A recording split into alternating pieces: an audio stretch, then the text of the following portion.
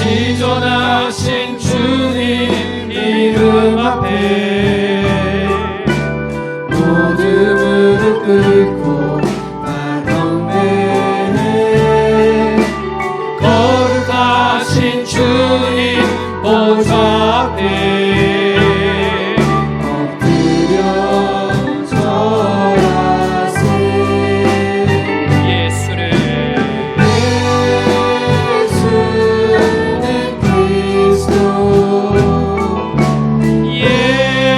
예수는 주, 하나님의 영으로 경배드리리. 주 영광 영이 임하사 열방향에 그빛 비추소서.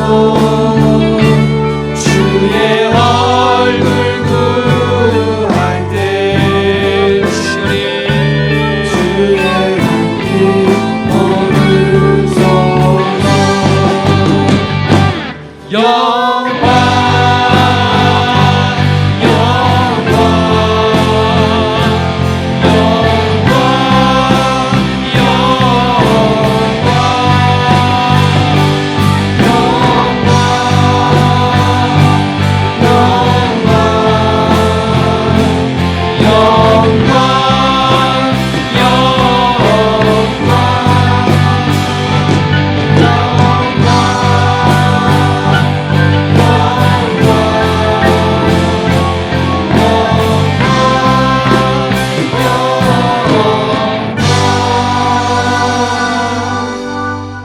수고하고 무거운 짐진 자들아 다 내게로 오라.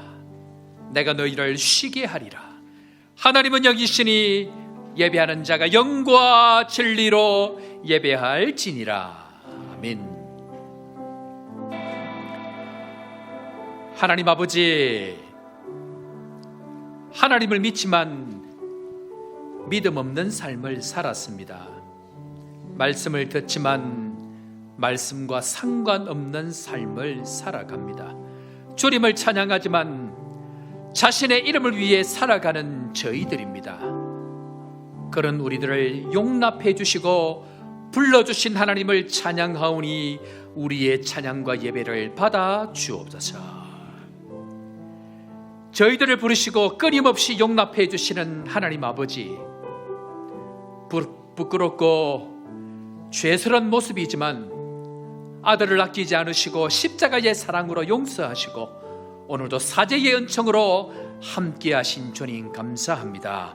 오늘도 나 자신이 아니라 오직 예수 그리스도의 공로와 피를 의지하고 예배를 통해 새로운 피조물, 예배를 통하여 새로운 인생 될 수 있도록 우리와 함께하여 주옵소서.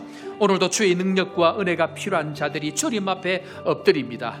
가정과 교회에 주의 은혜가 필요하고 나라가 주의 도우심이 필요하고 우리 인생에 주의 지켜주심이 필요합니다. 오늘도 치료의 은혜와 회복의 능력으로 함께하여 주옵소서. 오직 예수 그리스도가 필요합니다. 오직 예수님이 우리에게 필요합니다. 예수의 피로, 예수의 십자가로 거듭나고 새롭게 되는 이 시간 되게 하여 주옵소서. 오늘도 삼위 하나님의 영광으로 함께하여 주실 주님 찬양하옵고 나사렛 예수님의 이름으로 기도드립니다. 아멘. 나는 전능하신 아버지 하나님 천지의 창조주를 믿습니다. 나는 그의 유일하신 아들 우리 주 예수 그리스도를 믿습니다. 그는 성령으로 잉태되어 동정녀 마리아에게서 나시고 본디오 빌라도에게 고난을 받아 십자가에 못 박혀 죽으시고 장사된 지 사흘 만에 죽은 자 가운데서 다시 살아나셨으며 하늘에 오르시어 전능하신 아버지 하나님 우편에 앉아 계시다가 거기로부터 살아있는 자와 죽은 자를 심판하러 오십니다. 나는 성령을 믿으며 거룩한 공교회와 성도의 교제와 죄를 용서받는 것과 몸의 부활과 영생을 믿습니다. 아멘. 함께 찬양합시다.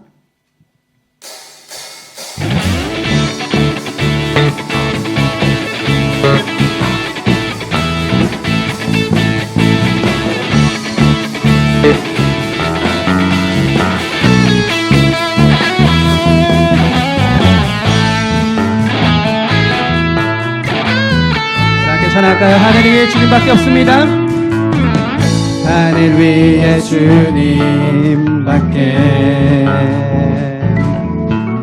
내가 사모할 자 이 세상에 없네. 내 맘과 힘을 믿을 수 없네. 오직 한 가지 그 이름 있네. 주는 나의 힘이요, 주는 나의 힘이요, 주는 나의 힘이요, 영원히 주는 의지하리. 주는 나의 힘이요, 주는 나의 힘이요, 주는 나의 힘이요, 영원히 주는 의지하리. 영원히. 우리 한번 더 고백할까요? 하늘 위에 주님밖에 내가 사모할 자 이 세상에 없네. 내 맘과 힘을 믿을 수 없네. 오직 한 가지 그 이름 있네. 주는 나의 힘이요, 주는 나의 힘이요, 주는 나의 힘이요, 영원히 의지하리. 주는 나의 힘이요, 주는 나의 힘이요, 주는 나의 힘이요, 영원히 의지하리. 영원히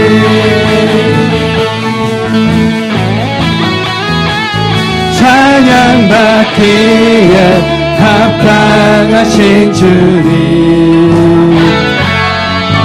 언제나 동일하신 주, 무릎 꿇고서 주 이름 외치세. 예수 나의 왕, 예수 나의 왕, 예수 나의 왕. 아멘. 우리 함께 찬양할까요? 찬양하세, 찬양하세. 왕께 소리 높여 찬양 드리세. 찬양하세, 찬양하세. 왕께 소리 높여 찬양 드리세. 찬양받기에 합당하신 주님, 언제나 동일하신 무릎 꿇고서 주 이름 외치세.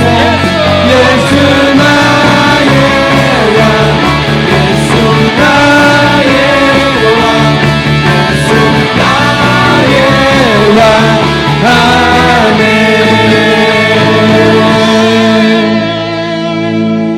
우리 함께 한 목소리로 나의 구원 되신 그 주님, 언제나 함께 하시는 그 주님, 내 마음과 온 힘을 다하여 부를 그 이름 예수 그리스도 앞으로 나아갑니다. 주님, 오늘도 우리의 모든 허물들, 연약함들 십자가의 보혈로 덮으시고 다시 한번 말씀을 통하여, 예배를 통하여 삼위 하나님의 놀라운 은혜를 경험하고 하나님 앞에 귀하게 일어서는 은혜의 시간 되게 하여 주옵소서. 한 목소리로 주님 앞에 기도하며 나아가겠습니다.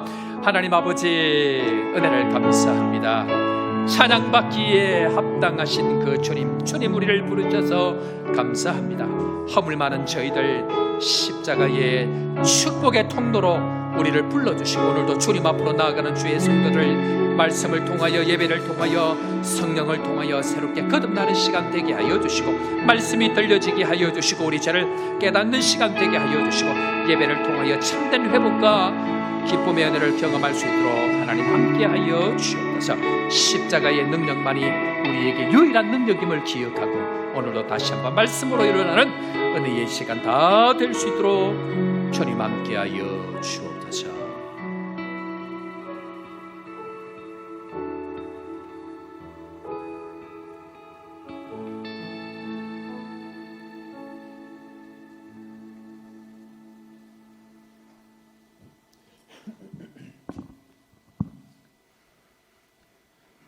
하나님 아버지, 이 시간 주님을 찬양합니다. 주님께 경배드립니다. 주님, 모든 영광과 찬양을 기뻐 받아 주시옵소서. 아멘. 하나님께서 택하여 주신 믿음의 백성들, 세상 속에서 주님께서 주신 믿음의 분량대로 살다가 이 시간 주님 앞에 모여 찬양과 예배 드릴 때 성령님께서 임재하셔서 저희 모든 기도와 간구를 들어 주시옵소서. 아멘. 하나님, 이 시간 간구하옵기는 이 시간 드리는 예배를 통하여 저희들 예수님의 성품을 닮아가기를 원합니다. 찬양을 통하여 회복의 역사가 일어나길 기도합니다. 주님의 말씀을 통하여 또한 치유되고 회복되는 역사가 있게 하여 주시옵소서. 아멘. 하나님, 그리하여 저희 모두는 하나님의 귀중한 일꾼으로서 하나님의 지경을 넓히는 귀중한 하나님의 일꾼으로 사용하여 주실 이 시간 또한 간절히 기도드리옵나이다. 하나님 아버지, 일찍이 이곳 요하네스버그에 예수님의 핏값으로 세우신 저희 요하네스버그 한인교회를 세우시고 오늘 교회 설립 32주년을 맞이하였습니다.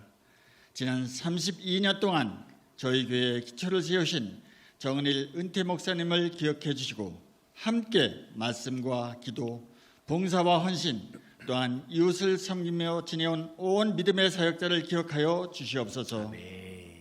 하나님 아버지, 이제 새로운 꿈과 하나님의 비전을 갖고 서대경 담임 목사님을 보내주심에 또한 감사를 드립니다.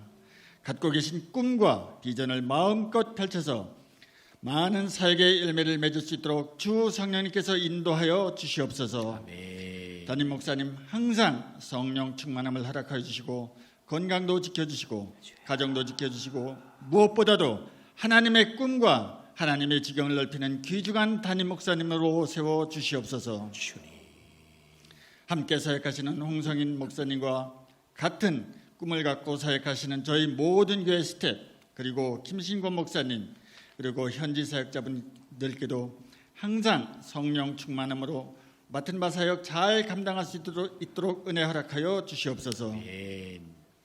앞으로도 저희 교회를 통하여 시대적 사명을 잘 감당하는 교회, 선교의 사명 잘 감당하게 하여 주시고 또한 저희 교회가 아프리카 선교의 전진기지가 되어 선교사님들의 방문과 회복을 통하여 희생과 섬김의 요하네스버그 한인교회가 되기를 소망합니다. 그래 저희 모두 기도하는 성도가 되기를 소망합니다. 늘 말씀을 가까이 하는 성도가 되기를 소망합니다. 이웃을 섬기는 성도가 되기를 또한 소망합니다. 예수님께서 제자들의 발을 씻기신 그 상품을 본받아 우리 모두가 되길 이 시간 또한 간절히 소망합니다. 희생과 섬김을 통해 예수님의 상품을 닮아갈 때 그 속에서 성령의 아름다운 9가지 열매가 맺는 저희 모두가 되길 이 시간 또한 간절히 기도드리옵나이다. 하나님 아버지, 또한 저희 교회 성도들 많은 기도의 제목을 갖고 이 시간 예배를 드립니다. 믿음이 약한 성도들에게는 말씀을 통해 더욱 강한 믿음 주시고 육신의 질병으로 고생하는 성도님 주님의 보혈로 치유하여 주시고 경제적인 어려움과 남아공 포임 문제도 잘 해결될 수 있는 은혜 허락하여 주시옵소서.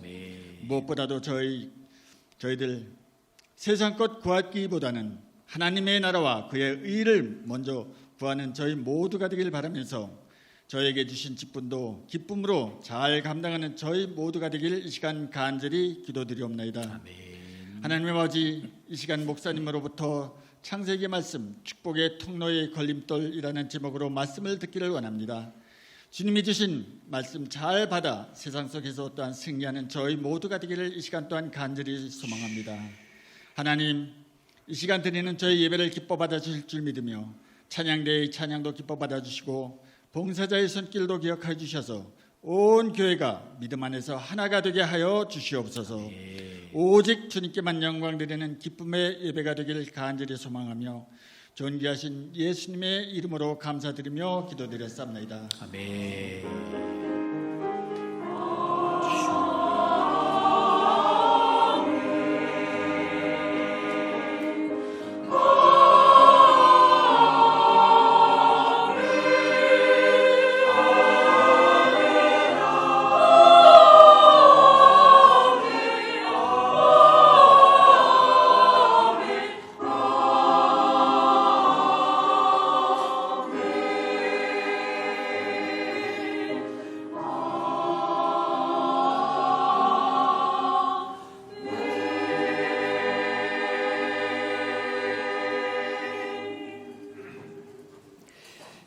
오늘 우리에게 주신 하나님 말씀 구약 성경 창세기 1장 27절 28절 제가 봉독해 올리고 우리 창세기 20장 한 절 더 보도록 하겠습니다. 창세기 1장 27절 28절 제가 봉독해 올립니다. 하나님이 자기 형상 곧 하나님의 형상대로 사람을 창조하시되 남자와 여자를 창조하시고 하나님이 그들에게 복을 주시며 하나님이 그들에게 이르시되 생육하고 번성하여 땅에 충만하라 땅을 정복하라 바다의 물고기와 하늘의 새와 땅에 움직이는 모든 생물을 다스리라 하시니라. 아멘.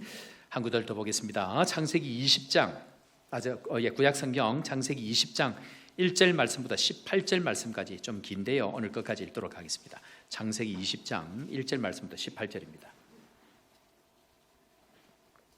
20장 1절 아브라함이 거기서 네게부 땅으로 옮겨가 가데스와 술 사이 그랄에 거류하며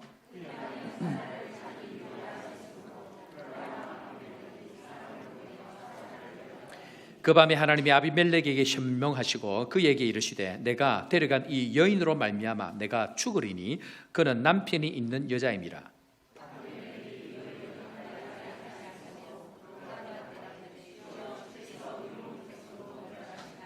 그가 나에게 이는 내 누이라 하지 아니하였나이까 그 여인도 그는 내 오라비라 하였사오니 나는 온전한 마음과 깨끗한 손으로 이렇게 하였나이다.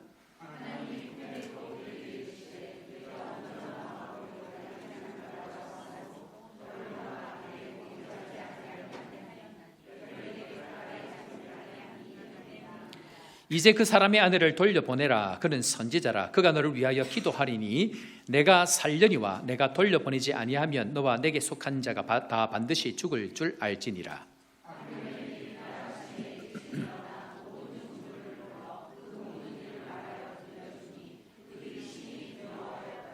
아비멜렉이 아브라함을 불러서 그에게 이르되 내가 어찌하여 우리에게 이렇게 하였느냐 내가 무슨 죄를 내게 범하였기에 내가 나와 내 나라가 큰 죄에 빠질 뻔하게 하였느냐 내가 합당하지 아니한 일을 내게 행하였도다 하고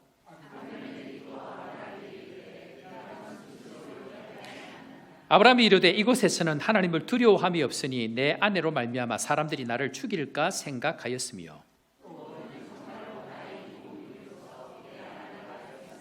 하나님이 나를 내 아버지의 집을 떠나 두루 다니게 하실 때에 내가 아내에게 말하기를 이후로 우리의 가는 곳마다 그대는 나를 그대의 오라비라 하라 이것이 그대가 내게 베풀 은혜라 하였었노라.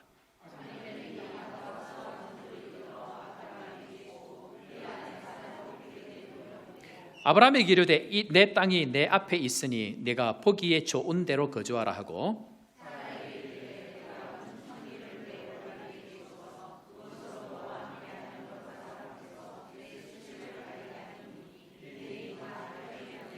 아브라함이 하나님께 기도하며 하나님이 아비멜렉과 그의 아내와 여종을 치료하사 출산하게 하셨으니 여호와께서 이왕에 아브라함의 아내 사라의 일로 아비멜렉의 집에 모든 태를 닫으셨음이더라. 아멘. 찬양대 찬양으로 하나님 앞에 영광 돌리겠습니다.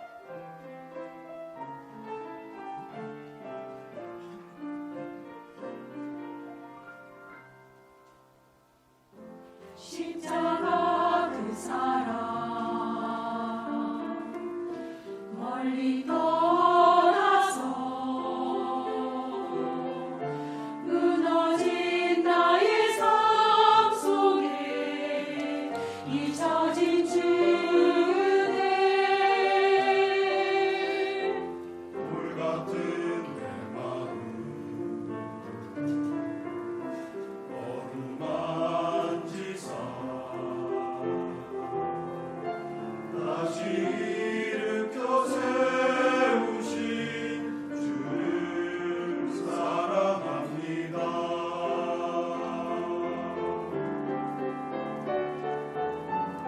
지나간 일들이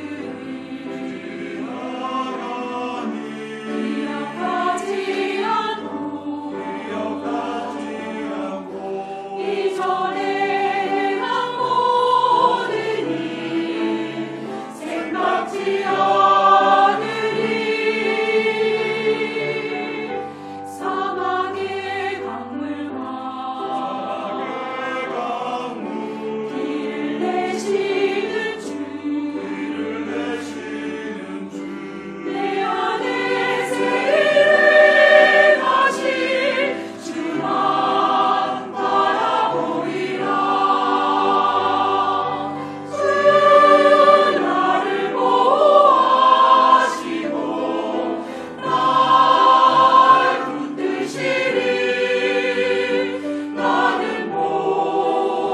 외롭고 존귀한 주님의 자녀라.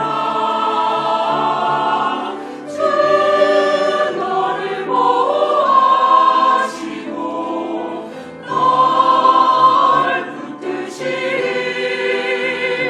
너는 외롭고 존귀한 주의 자녀라. 주 너를 보호하시고 널 붙드시리. 나는 외롭고 존귀한 주님의 자녀라. 주 너를 보호하시고 널 붙드시리. 나는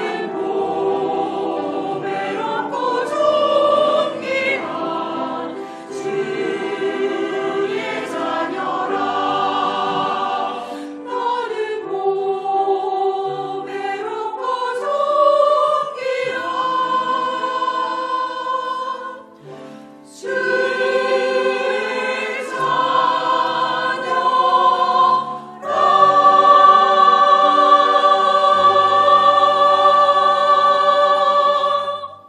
아멘. 여러분 혹시 천동설 혹은 지동설이라는 단어를 아마 들어보셨을 것입니다. 우리 학교 시탄일 때에 천동설, 지동설에 관한 이론들을 배웠는데요. 일반적으로 세상 사람들이 알기를 천동설을 믿고 살았습니다. 이 천동설은 지구를 중심으로 우주가 이렇게 돌고 있다라는 이론이 천동설입니다. 그런데 지동설은 태양을 중심으로 이 지구가 여러 행성들이 일정 궤도를 돌면서 태양 주변을 돌아간다라는 이론이 지동설입니다. 이 이론은 수천 년 동안 지구를 중심으로 세상이 돈다라고 알고 살다가 16세기가 되어져서 정립이 되어진 이론입니다. 그러니까 태양을 중심으로 뭐가 돈다고요? 지구와 행성들이 돌고 있다라는 것이 무려 16세기 예수님 오고 난 이후에 1600년 이상이 지나고 난 이후에 그 사실을 확인하게 되어졌습니다. 신학도 마찬가지인데요. 이전에는 중세시대 이전까지는 그렇지 않았습니다. 그런데 중세 이후에 종교개혁을 통해서 이신칭의 즉 모든 사람은 오직 믿음으로만 구원을 얻는다라는 것이 16세기에 와서야 그것이 정립이 되어졌고 사람들이 그것을 받아들이기 시작했습니다. 그러니까 이 이론에 천동설을 믿다가 지동설을 믿을 그 순간에 또 이신칭의가 아니고 행위로 구원을 얻는다는 것을 믿고 있는 사람들, 그 사람들이 새로운 이 이론, 제대로 된 이론들을 이야기할 때에 많은 사람들을 처형했거나 혹은 죽였습니다. 자기의 생각이 틀리기 때문에 그러합니다. 좀 전에 지구는 지동설이다라고 말씀을 드렸는데요. 태양을 중심으로 지구가 돌아갑니다. 자, 지금까지 우리가 알고 있던 지동설의 개념은 어떻습니까? 자, 태양이 이렇게 있고 지구가 어떻게 한다고요? 수, 금, 지, 화, 목, 토, 천, 해, 명. 이 행성들이 지구를 중심으로 계속 돌아가는 것으로 알고 있습니다. 자, 그런데 이게 과연 우리가 알고 있는 이 지식이 맞을까? 영상을 하나 보겠는데요. 유튜브에 있는 영상을 하나 가져왔는데 아마 영상에는 이것이 못 올라간다고 합니다. 저작권 때문에. 그래서 어쨌든 우리 예배를 드리고 있는 분들은 이 영상을 한번 보고 지금까지 우리가 알고 있던 지구가 돈다는 개념과 실제 지구가 돈다는 개념을 한번 어떤지를 한번 살펴보는 시간 가지겠습니다. 영상 달려가는 그 태양을 향해서 모든 행성들이 달려가면서 주위를 돌아가는 것, 이것이 실제 지금 우리 우주 가운데 일어나고 있는 현상이다라고 이야기합니다. 그런 의미에 있어서 우리의 생각, 수천 년 동안 무려 16세기가 될 때까지 가지고 있는 그 생각이 틀릴 수 있다는 전제, 이 전제가 우리 신앙 속에도 있어야 한다는 것입니다. 이것은 굉장히 중요한 얘기입니다. 자, 그런 의미에 있어서 우리 교회의 8번째 주셨던 약속의 말씀 한번 따라해 보겠습니다. 축복의 통로가 되는 교회. 자, 우리 옆에 있는 사람 한번 이렇게 인사합시다. 당신은 축복의 통로인 줄로 믿습니다. 자, 이 축복의 통로가 되기 위해서 하나님께서는 3가지 약속을 주셨다, 그 이야기를 했습니다. 첫 번째는 무엇입니까? 하나님의 말씀을 따라가야 한다. 이것이 첫 번째 있습니다. 두 번째는 뭡니까? 반드시 이 약속의 말씀은 가는 방향과 길이 있다라는 말씀을 드렸고, 세 번째는 반드시 복이 되게 하신다라는 이 3가지 약속의 말씀을 가지고 지난 시간에 우리가 한번 살펴보았습니다. 자, 그런데 하나님의 말씀이 임하고 나면 반드시 그때부터 어떤 일들이 일어나기 시작합니다. 그 일이 뭘까요? 하나님의 말씀이 이르시되라고 우리에게 말씀이 주어지고 나면 반드시 일이 일어나는데, 그것이 뭐냐면 말씀과 같은 길, 말씀과 같은 방향의 사건과 일들이 일어나게 되어져 있습니다. 반드시 가정이든 교회이든 그 공동체이든 말씀이 주어졌다 하면 그 말씀과 상관되어진 어떤 사건들이 일어난다는 것을 먼저 우리 머릿속에 기억하고 있어야 됩니다. 그러니까 하나님은 하나님의 말씀이 주어지고 난 이후에 지금까지는 없던 사건, 일들을 허락하시는 시간을 가집니다. 반드시 사건들이 일어나. 자, 그런 의미에 있어서 여러분들 반복 한번 해보겠습니다. 주일 예배는 뭐죠? 주일 예배는 뭐라고 제가 말씀을 드렸는데, 우리 저기 계신 집사님께서 새벽마다 하루 종일 유튜브를 틀어놓고 언제 질문할지를 몰라갖고 답을 하기 위해서 날마다 틀어놓는데 100점쯤 됩니다. 자, 주일 따라합니다. 주일 말씀은 생명 공급 장치입니다. 주일 예배는 생명 공급 장치입니다. 그러니까 주일 예배를 안 드렸다, 뭐가 끊어졌다는 얘기입니까? 생명 공급하는 그 통로가 끊어졌다는 얘기. 자, 그런 의미에 있어서 말씀은 뭘까요? 말씀은 뭐죠? 기억납니까? 말씀이 뭡니까? 또 아무 생각이 없죠. 말씀은 따라합니다. 일어난 사건에 대한 해석, 일어날 일에 대한 준비. 주일 말씀은 일어난 사건에 대한 해석입니다. 말씀을 통해서 하나님 반드시 해석합니다. 성경을 읽어보면 모든 말씀은 하나님께서 찾아오셔서 이렇다라고 설명을 해주십니다. 그리고 일어날 일에 대해서 준비하도록 하는 것이 주일 말씀이다, 그렇게 이야기합니다. 자, 그런 측면에 있어서 하나님은 이 아브라함을 부르셔서 말씀을 주셨습니다. 그러면 말씀을 주셨다는 얘기는 이 아브라함에게 그 다음부터 무슨 일이 일어난다고요? 뭐가 일어난다고요? 사건이 일어난다는 얘기입니다. 말씀은 반드시 사건을 일어납니다. 그런데 약속의 말씀을 따라가는 이 아브라함과 함께 따라가는 한 가족이 있습니다. 누구의 가족입니까? 롯의 가족입니다. 조카 롯입니다. 그런데 아브라함은 약속을 따라갔고 이 롯은 흉내만 내면서 아브라함을 따라갑니다. 그런데 이 사람은, 이 롯은 눈에 보기에 좋은 대로 환경과 자기가 기준이 되어져서 환경을 따라가는 사람입니다. 자, 이렇게 볼 때에 두 가정을 비교를 해보면서 축복의 통로로 우리가 살아가기를 원하는데, 축복의 통로로 살아갈 때의 걸림돌이 무엇인지를 창세기를 통해서 주님께서 우리에게 보여주고 계십니다. 저는 개인적으로 목사로서 굉장히 가슴 아픈 일들이 있습니다. 뭐냐면요, 우리 성도들이 정말 이 약속의 말씀을 잘 받고 가다 결정적인 순간에 초를 치는 사건 앞에 넘어져 버리는 일들을 경험합니다.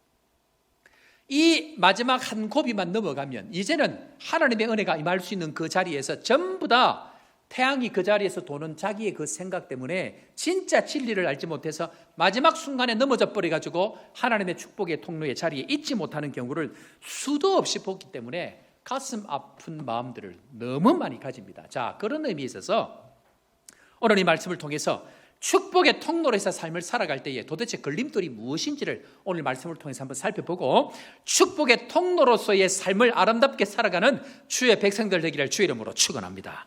자, 그 은혜의 길, 첫 번째 길이 무엇인가 한번 따라해 보겠습니다. 사람의 생각이 잘 안 바뀝니다.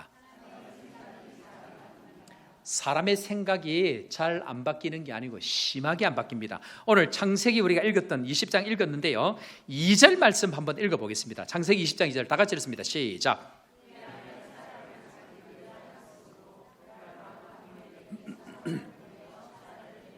아멘. 자, 오늘 사건은 아브라함이 75세에 하나님이 아브라함을 불렀습니다.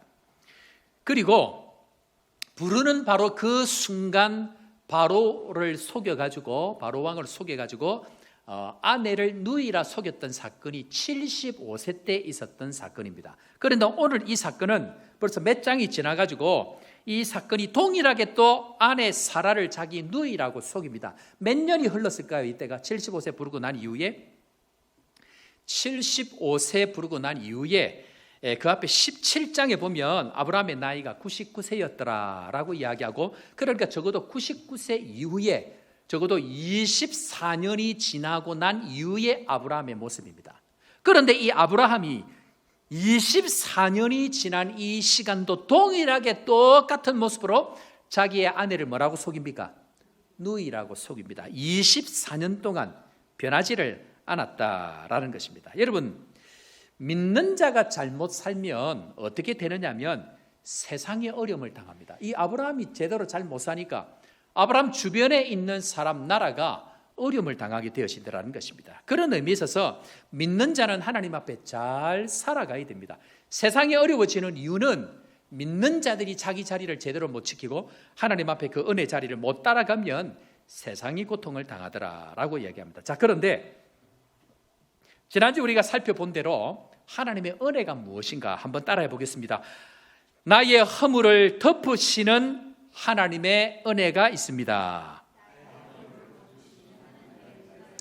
은혜가 뭐냐면요, 아브라함의 이런 모습임에도 불구하고 덮으시는 하나님의 은혜가 있다라는 것입니다. 우리의 허물을 덮으시는 은혜, 우리의 허물을 가려주시는 은혜, 우리의 수치를 덮어주시는 이 하나님의 은혜가 있기 때문에 주님 앞으로 나오게 된다라고 이야기합니다. 자, 그런데 아브라함이 99세가 되어졌는데요, 이 아브라함이 부르시고 24년이 흐르고 난 이유입니다. 자, 그동안 이 아브라함에게 도대체 무슨 일이, 무슨 사건들이, 또 롯에게 무슨 사건들이 있었는지를 한번 살펴보고 오늘 이 20장 왜 이 아브라함이 이런 일들이 일어났는지를 한번 살펴보려고. 자, 그런 의미에 있어서 이미 75세 때 부르고 바로 왕을 속여서 아내를 누이라 속여서 그렇게 했음에도 불구하고 하나님의 덮으시는 은혜를 경험하고 수많은 물질을 가지고 나오게 됩니다. 하나님의 덮으시는 은혜가 있었습니다. 자, 그런데 이 사건 이후에 아브라함도 동일하게 복을 받았지만 함께한 롯도 복을 받습니다. 엄청난 부자가 아브라함만큼 부자가 되어져서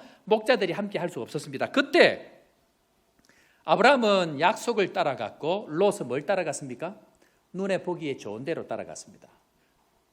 소돔과 고모라가 그 당시에는 에덴 동산 같고 하면서 따라갔습니다. 상식적으로 아브라함에게 당신이 먼저 하십시오 해야 되는데 그 은혜를 누려도 본인이 좋은 대로 결정하고 갑니다. 자, 그렇게 갔더니 무슨 일이 일어나는가? 그 당시에 이 소돔을 중심으로 네 나라가 한 편을 먹고 소돔을 중심으로 5나라가 한 편을 먹어가지고 총 9나라가 갈등을 일으키고 전쟁을 일으키는데 무려 14년이라는 갈등을 일으킵니다. 자, 그런 가운데에 결국 이 소돔이 속한 나라가 완전히 패해가지고 엉망진창이 되어진 가운데에 롯과 그 재산과 친척들도 전부 다 끌려갑니다. 다 빼앗깁니다. 그런데 이 상황을 이 아브라함이 알고는 여러분들 상식적으로 한 개인이 주변 국가 간의 갈등 전쟁을 끼어드는 것은 쉽지 않습니다. 그런데 몇 나라가 갈등했다고요? 9나라가 갈등하는 가운데에 아브라함이 자기가 키우던 318명의 사람들을 데리고 이 롯을 구하러 가가지고 이 나라들을 전부 다 정리를 다 해버립니다. 318명이 쫓아가서 정리를 전부 다 해버리고 롯과 재산과 친척들을 전부 다 데리고 옵니다. 그러니까 이 소돔 왕이 너무 놀라고 기가 차가지고 이 아브라함을 맞으러 옵니다. 자, 맞으러 온 그 내용 한번 읽어보겠습니다. 14장 17절 말씀 준비되어 있습니다. 다 같이 읽고 아멘으로 화답합니다. 14장 17절 시작.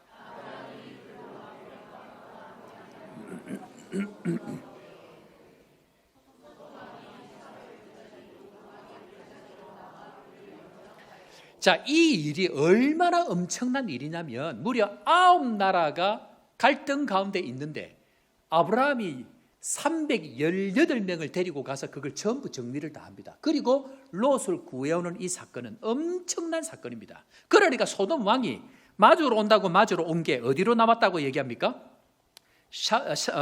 사회의 골짜기, 즉 왕의 골짜기로 나와서 왕처럼 아브라함을 영접하게 됩니다.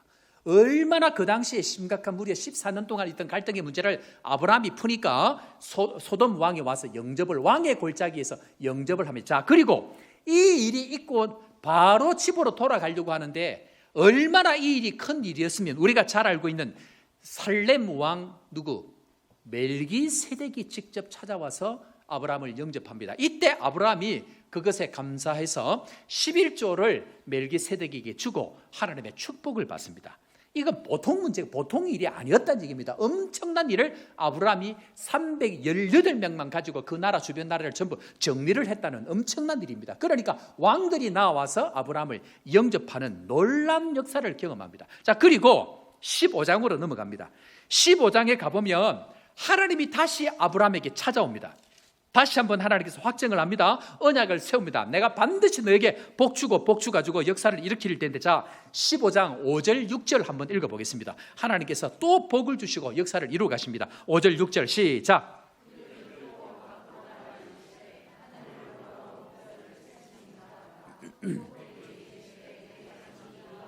6절 아브라함이 여호와를 믿으니 여호와께서 이를 그의 의로 여기시고. 아멘. 분명히 아브라함은 이런 사건들을 통해서 하나님의 말씀이 맞다는 것을 확실하게 믿었습니다. 그래서 하나님의 말씀을 믿었더라. 그리고 하나님은 그 믿는 그것을 뭘로 여겨주셨더라? 의로 여겨주셨더라. 우리가 행위를 장해서 하나님이 우리를 의로 여기시는 것이 아니고 마음에 하나님의 말씀을 믿어드리면 하나님 그것을 의로 여기시고 우리를 존귀하게 세우시는 줄 믿으시기를 주 이름으로 축원합니다. 자, 그런데 사람이 그때는요 분명히 하나님의 약속의 말씀을 믿었습니다. 그런데 살다 보니까 세월이 가다 보니까 희미해질 때가 있습니다. 살다 보니 약해질 때가 있습니다. 살다 보니 넘어질 때가 있더라는 것입니다. 왜 그럴까요? 경험을 해도 막상 현실에 들어가 보니까 그 하나님의 말씀이 나와 상관없는 말씀처럼 여겨지고 그 하나님의 말씀이 희미해져 가지고 적용이 안 되던 때를 살아가더라는 것입니다. 지금 내일 우리 바울의 골프 대회를 지금 하고 있는데 목사가 거룩하지 못하게 골프 이야기를 해서 죄송합니다만은 계속하겠습니다. 성도들이 이 목사가 뭐 평생 골프를 안 치다 보니까 목사님 행사할 때 따라갈 정도는 돼야지요 하고는 이분도 불러서 뭘 가르쳐 주려고 그러고 저분도 불러서 뭘 가르쳐 주려고 그러고 막 그렇게 합니다. 그래서 가서 연습을 하는데 처음에는 이게 완전히 로또하고 똑같아. 이게 안 맞아도 이래 안 맞을 수가 없어. 그런데 가르치는 분들이 가르쳐 주다 보니까 이게 멋이 되는 거예요. 공이 하늘로 날아가는 거예요. 그래서 내가 잘 됐다 싶어가 그랬는데 어떤 한 분이 목사님 필드에 나가봐야 됩니다. 룰도 알아야 되고. 그래서 하루는 따라간 거예요. 따라가서 쳐서 이제는 지금까지 배웠으니까 이제는 멋지게 한번 해야지 하고 딱 쳤는데 지금까지 배운 거 하나도 생각이 안 나는 거예요. 내 맘대로 치는 거 내 맘대로. 그때 제가 무슨 생각이 들었냐면 우리 성도들 생각이 나는 거예요. 그렇게 교회에서 말씀을 듣고 공부를 할 때는 다 아는 것 같아. 근데 막상 현실에 나가고 조그만 일 하나 생각이 나면 생각이 날까요? 심하게 생각이 날까요? 절대로 생각이 안 나는 거예요. 그러면서 내가 그렇구나. 우리 성도들이 아무리 교회에서 이걸 배워도 현실에 나가버리면 전부 다 잊어버리겠구나 하는 생각을 제가 그때 하게 된 거예요. 그래서 목사들은 왜 그렇게 살지를 못하고 그렇게 하느냐 하는데, 여러분들 그렇게 저한테 얘기하세요. 목사님도 그게 안 되잖아. 제가 그런 게 제가 안 되는 거예요. 제가 막상 해보니까. 문제는 분명히 말씀을 들을 때는 아브라함도 알았을 것입니다. 그런데 현실에 들어가 보니까 조그만 일 하나 생기니까 전부 다 잊어버리는 거예요. 살다가 보면 물질 문제가 생깁니다. 금방 하나님 말씀 들었는데 물질적으로 조금만 어려우면 사람들 쫓아가서 해결을 하려고 그러고, 자녀 문제 생기면 인간적인 방법으로 해결하려고 그러고, 갈등이 생기면 습성대로 하려고 하는 것이 하나님 말씀하고 말씀하고 상관없이 살아가는 우리의 모습이더라라는 것이 오늘 깨닫게 되어졌다라는 것입니다. 여러분들 혹시 한국에 굉장히 유명한 드라마가 하나 지나갔는데요, 미생이라는 드라마 혹시 보셨습니까? 직장 생활의 애환을 담은 드라마입니다. 그런데 굉장히 유명한 드라마로 많이 보셨는데, 이 미생 작가가 윤태호라는 작가인데요, 이분이 이 대본을 적으려고 직장이 가는 식당이나 이런 데를 수도 없이 찾아다녔답니다. 그리고는 영등포 이런 데 가면 뭐 이렇게 식당이나 술집이 많은가 봐요. 그렇게 거기 가서 앉아가지고는 노트를 하나 들고는 뒤에서 이야기하는 이야기가 도대체 무슨 이야기를 이렇게 많이 하는가 싶어갖고 이야기를 들어봤더니 여러분들 직장 생활 하는 사람들이 제일 많이 하는 얘기가 뭔지 아십니까? 예? 이번 얘기가 그래요. 전부 남들 욕하더랍니다. 전부 욕을 하고 대부분 남을 욕하고 상사를 욕하고 그렇게 하는데, 이분이 생각에 도대체 뭘 가지고 욕을 할까 가만히 들어보니까 절대로 일하기 싫어가지고 욕하는 경우가 거의 없더랍니다. 무슨 말인가 하면 거의 대부분 자기는 좀 더 잘하고 싶어가지고 이 방법, 이 이야기를 하는데 상사는 자기 경험으로 그 이야기를 무시를 하더랍니다. 그러니까 좀 잘하고 싶은데 자기의 생각, 자기의 뜻대로 안 된다는 것에 대해서 자꾸만 이야기하려는데, 핵심이 뭡니까? 말하고 싶은 내용이 뭡니까? 그 내용은 내가 원하는 방법, 내가 생각하는 방법대로 사람들이 전부 그 고집을 가지고 하려고 하더라 하는 것이 이 미생을 기록하고 작가가 기록할 때에 가졌던 직장인들의 배경이다. 그 이야기하는 것을 제가 영상 가운데 한번 본 적이 있습니다. 저는 개인적으로 이스라엘 백성들이 한 번 실수했다고 왜 하나님이 40년을 돌릴까? 여러분 이해가 되십니까? 한 번 실수했다고 왜 40년 광야를 뺑뺑이 돌리실까? 늘 그 궁금증을 가졌습니다. 자, 우리 오늘 찬양대가 갈수록 너무 좋습니다. 짝사랑. 그런데 예를 들어서 하다가 한 사람이 전문 용어로 삑사리가 났어. 예. 하다가 음이 이탈이 된 거예요. 그러면 한 번 틀렸다고 자 앞으로 40주 동안 이 찬양대 못 씁니다 하면 여러분들 기분이 심히 좋겠죠.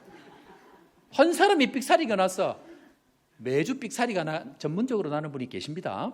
그런데 그렇게 됐다고 40주 동안 못하게 한다면 이게 말이 이해가 안 되잖아요. 그런데 하나님은 한 번 그 보고 잘못했다고 무려 40년을 뺑뺑이를 돌린다. 이해가 안 되는 거예요, 저는. 그런데 깨닫는 게 뭐냐면요, 다른 것들은 기적 한 번 경험하고 나면 얼마든지 그럴 수 있습니다. 그런데 하나님께서 우리에게 원하시는 것은 말씀대로 살아가는 것인데, 말씀대로 사는 것은 기적 한 번, 두 번, 세 번 경험했다고 절대로 되지 않더라는 것입니다. 말씀대로 사는 것은 날마다 반복적으로 체질화되어지지 아니하면 우리의 삶이 금방 또 똑같은 모습으로 돌아가 버리기 때문에 40년을 날마다 만나를 먹어야 되는 같이 말씀으로 살아가는 것을 깨닫게 하신다라고 오늘 성경은 우리에게 다시 한번 말씀하고 계신다는 것입니다. 그런 의미에 있어서 날마다 습관적으로 말씀 앞에 서야 되는데, 자, 아브라함이 99세대에서 75세를 부르고 24년이 지나고 99세 때에 하나님께서 다시 아브라함에게 아들을 주시겠다 약속을 하고 계십니다. 자, 이것도 한번 보겠습니다. 창세기 17장 16절 엄청난 기적들을 경험합니다. 엄청난 하나님의 도우심을 경험합니다. 자, 그런데 또 약속합니다. 17장 16절 다 같이 읽습니다. 시작.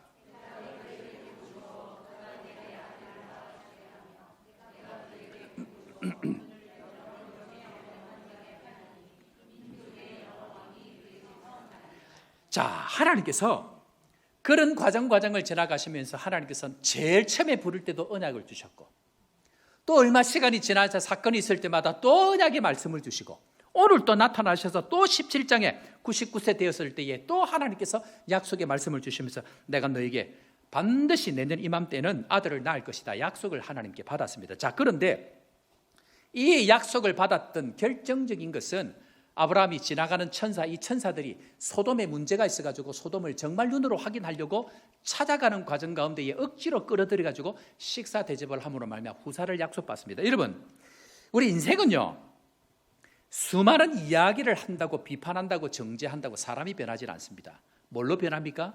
한 끼 식사로 하나님의 은혜를 경험합니다. 오늘 아브라함이 그 은혜를 경험하는데, 자, 우리가 지금 몇 주 동안 선교사님들을 섬기고 지나갔는데요, 르완다 이진성 선교사님 지난주 금요일 날 한 2주 저희 교회에 계시다가 가셨는데, 이분이 하는 얘기가 뭐냐면, 목사님 자기는 지금까지 선교 현장에서 선교 전략을 자기 나름대로 생각하고 달려갔는데 여기 와서 선교사님들과 목사님 이야기를 들어보니까 자기의 선교 전략을 바꿔야 되고 또 앞으로 선교하는 데 있어서 5년 이상 시간을 세이브한 것 같습니다 라고 이야기합니다. 우리 뭐 한 거 있나요?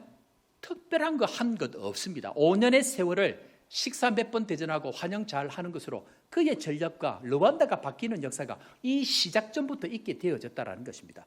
특별하게 사람을 바꾸려고 할 때에, 전략을 바꾸려고 할 때, 인생을 바꾸려고 할 때 너 왜 그렇지 않느냐, 왜 그렇게 못하느냐고 이야기하는 것이 아니고 어떻게 하면 잘 대접하면 됩니다. 잘 환영하고 잘 격려하면 하나님께서 세상이 알지 못하던 그런 은혜들을 깨닫게 하신다라고 이야기합니다. 자, 그런데 18장에 넘어가 보면 이 천사들이 소돔과 고모라가 멸망할 것을 또 비밀로 가르쳐 줍니다. 내가 이 아브라함에게 이제 숨길 게 뭐 있겠느냐, 네가 나한테 이렇게 하는데 나 전부 다 얘기해 준다 그러면서 소돔과 고모라가 망할 것을 이야기합니다. 자, 20절 21절 한번 우리 다 같이 한번 읽어보겠습니다. 18장입니다. 다 같이 시작.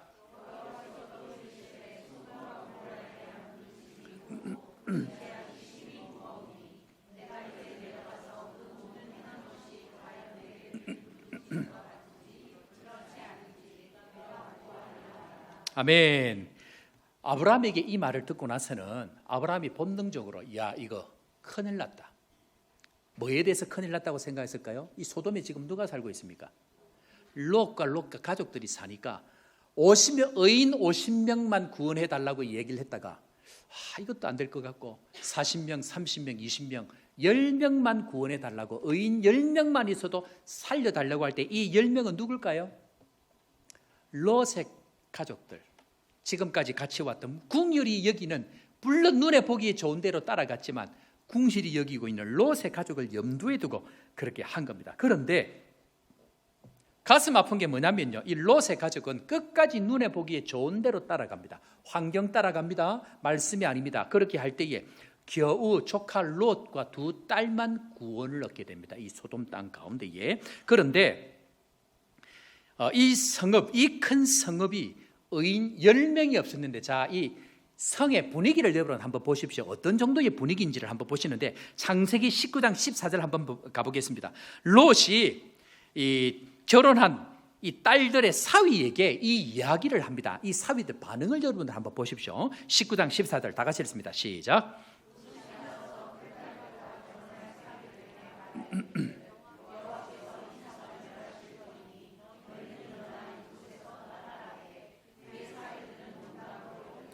여러분들 상식적으로 장인어른이 중요한 이야기를 할 때는 아버님 고려해 보겠습니다, 생각해 보겠습니다, 적어도 이 정도는 돼야 돼요. 그렇지 않습니까? 그런데 뭘로 여겼더라? 아이고, 아버지 장난치지 마세요. 지금 이 성이 무슨 멸망을 합니까? 하고 우습게 여겼더라. 그렇게 이야기. 여러분들 기억해야 됩니다. 여러분들 현지인들 우리가 우습게 여기죠. 현지인들 우리가 우습게 여기지 않습니까? 현지인들은 저희들을 우습게 여깁니다. 서로 우습게 여기다 보면 웃음꼬라지가 됩니다. 절대로 우습게 여기면 안 됩니다. 하나님의 말씀, 특별히 하나님의 말씀을 전하는 이 일들에 대해서는 절대로 그렇게 해야 되지 않는데, 자, 이 사위만 그런가? 여러분들 보십시오. 18장 20절에 한번 가보면요, 왜 이런 일들이 일어나느냐? 여러분들 천사가 롯과 롯의 아내에게 너 절대로 유황불이 떨어질 때에 뒤돌아보지 말라라고 이야기합니다.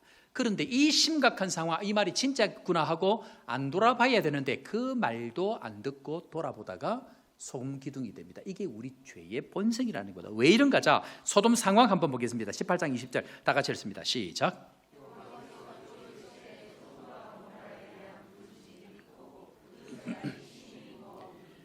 엄청난 부르짖음이 있고 죄악이 심히 중하기 때문에 이런 일들이 소돔 가운데 있습니다. 그런데 롯은 왜 이것을 따라갔습니까? 눈에 보기에 좋으니까 따라갑니다. 눈에 보기에 좋은 대로 따라가는 백성, 말씀을 따라가는 백성과 얼마나 그 끝이 다른지를 오늘 우리가 지금 보고 있는 내용입니다. 자, 그런데 천사들이 갔을 때에 온 성의 사람들이 이 천사와 성관계를 하려고 한밤중에 이 남자들임에도 불구하고 남자들이 찾아옵니다. 남자 둘을 내놔라. 롯은 안 된다. 대신에 내 딸들을 주겠다. 말도 안 되는 이야기들이 이 성에서 지금 일어납니다. 얼마나 악한지를 모릅니다. 자, 그런데 이 와중에 하나님께서 롯의 가정을 생각해서 결국 롯과 두 딸을 건져줍니다. 구원해 줍니다. 왜 그런지를 창세기 19장 29절에 가보면 왜 이 사람들을 구해 줬는지에 대해서 설명합니다. 자, 다 같이 읽습니다. 시작.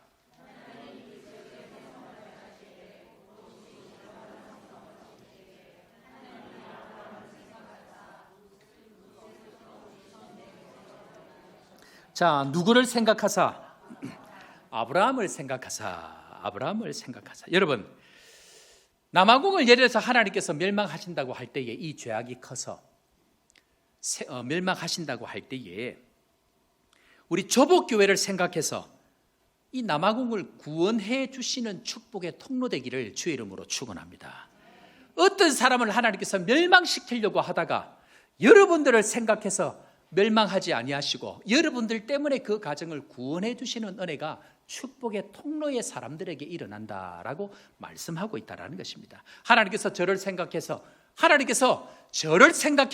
조복교회를 생각해서 성도들을 생각해서 위에서 기도하는 그들을 구원해내시고 은혜를 베푸시는 축복이 거기서부터 나온다라고 오늘 성경은 말씀하고 계십니다. 이런 은혜가 여러분들 가운데 있기를 주의 이름으로 축원합니다. 자, 그런데 여러분 75세에 불러서 99세까지 몇 년이라고요? 24년. 제가 지금 24년을 자꾸 강조합니다. 24년, 25년을 이런 놀라운 은혜 가운데 하나님께서 아브라함을 인도해 주셨습니다. 문제는 24년이 지났는데 아브라함이 바뀌었을까요? 안 바뀌었을까요? 아브라함이 변하지 않았다는 데 문제가 있습니다. 자, 창세기 20장 1절 2절 우리 다시 한번 읽어보는데 아브라함이 안 변했습니다. 우리 읽어보면서 다시 한번 확인합니다. 시작.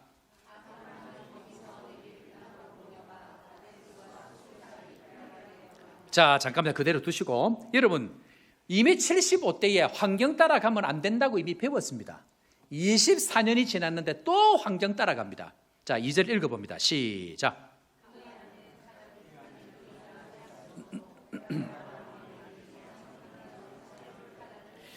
여러분 사람이요 하나님이 처음 믿을 때는 잘 모르니까 실수할 수 있습니다. 뭐 몇 년 안에 얼마든지 실수할 수 있습니다. 그래서 75세 때에 바로왕에게 아내를 누이라 속여가지고 얼마나 큰일이 있었습니까? 그 바로왕 집에 재앙이 임해가지고 저주가 임해가지고 그 집안이 완전히 박살이 났습니다. 그런데 하나님께서 덮으시는 은혜로 잘 넘어가면서 지난 세월 동안 9왕 9나라가 해결이 안 된 문제를 해결하고 롯의 가정을 구원하시는 이 축복을 경험하고 가는 곳곳마다 물질의 복을 얻어가지고 하나님이 나와 함께 하시구나 얼마든지 경험하고 때마다 나타나셔서 언약의 말씀을 계속해서 확인해 주셨습니다. 그런데 24년이 지난 지금도 아브라함은 옛날 모습 그 모습 그대로더라는 것입니다.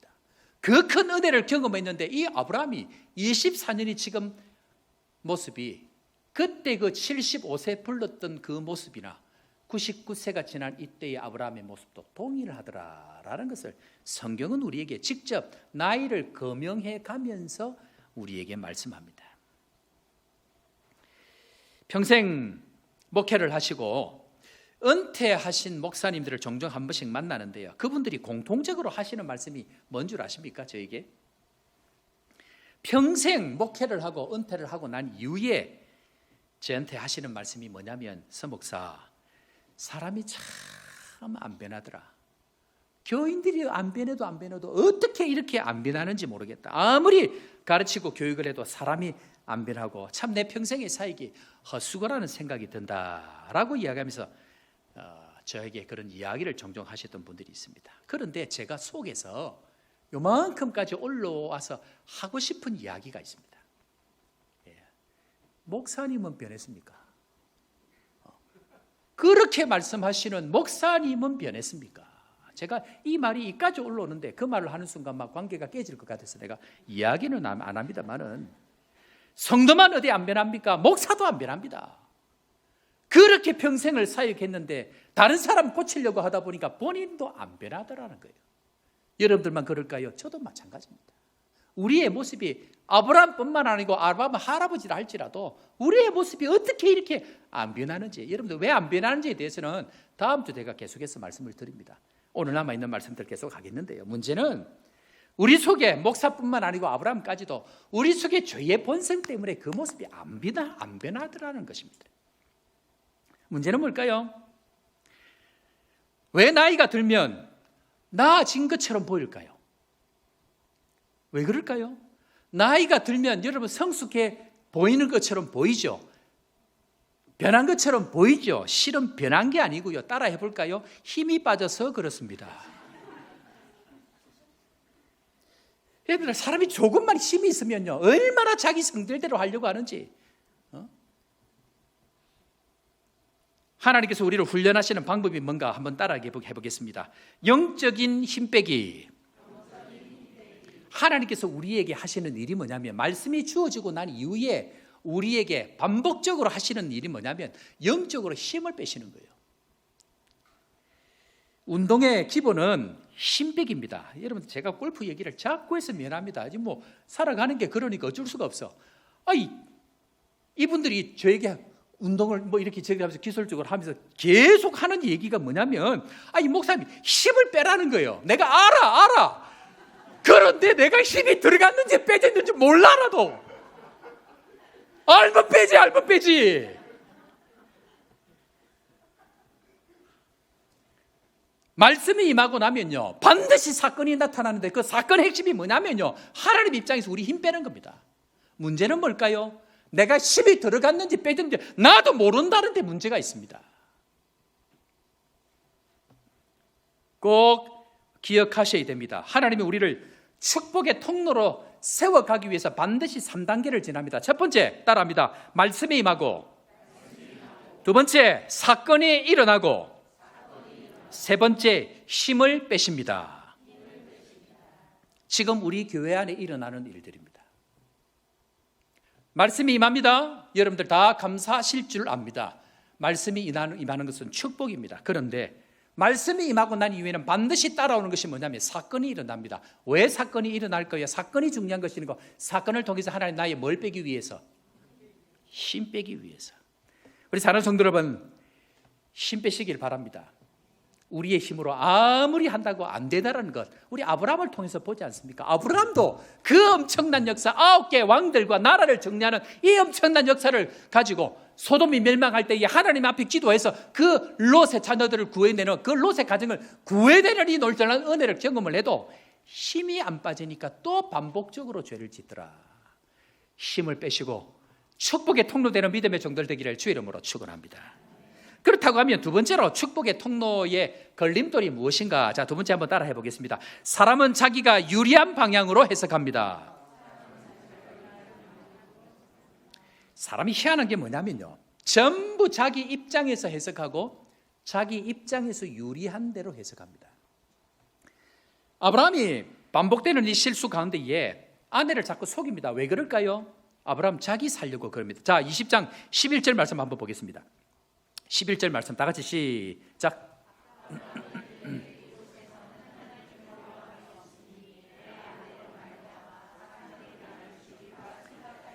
75세 때 불렀던 24년 전이나 99세에 지금 이 사람의 생각이나 이 사람의 생각을 붙들고 있는 게 뭐냐면 전부 다 자기 살려고 다른 사람을 희생시킨다는 겁니다.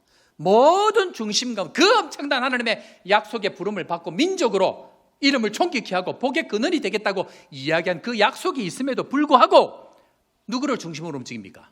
자기를 중심으로 움직입니다. 그런데 자기 생명 살자고 아내를 누이라 속인다라고 하는, 여러분들, 자, 이 말이 틀릴까요, 맞을까요? 여러분 성경 한번 보겠습니다. 20장 12절 13절 가보면 이 말이 진짜인지 거짓말인지 알 수 있습니다. 12절 13절 다 같이 읽습니다. 시작. 또 그는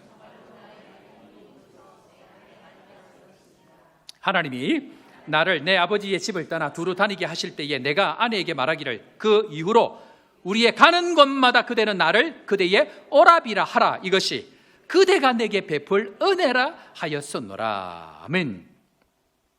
아내가 200 누이. 그럼 아내가 누이가 맞습니까? 틀립니까?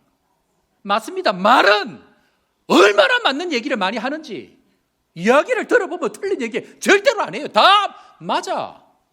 문제는 그 이유를 이야기를 안 하는 거예요. 전부 다 자기 살려고 자기 유리한 대로 말은 맞는데 그 중심 가운데는 전부 자기가 있는 거예요. 내 살려고 다른 사람 죽든지 말든지 아내가 죽든지 말든지 자기는 상관 안 하겠다는 얘기입니다. 언제부터요? 언제부터? 75세 하나님 부를 때부터 자기는 이 생각하고 살은 거예요.